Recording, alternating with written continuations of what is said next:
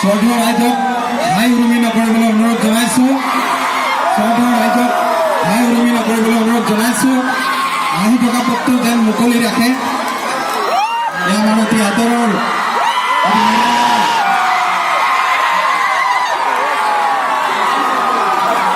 সংগীতৰ সাধক আজিৰ অনুষ্ঠানৰ কেন্দ্ৰবিন্দু আমাৰ মঞ্চৰ কাষলৈ আহি পাইছেহি।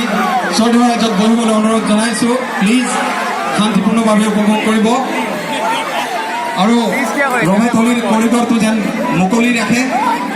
আমি জানতে পাৰি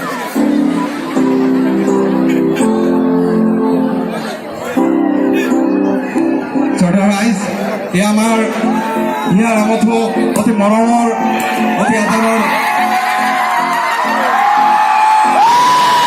অতি চেনেহৰ ৰাইজৰ মৰমৰ কণ্ঠশিল্পীগৰাকী আহি পাইছেহি। এতিয়া আপোনালোক শান্ত হ'ব। খন্তেক পিছতে বাদ্যযন্ত্ৰ ঠিক হোৱাৰ লগে লগে তেওঁ গীত পৰিৱেশন কৰিব।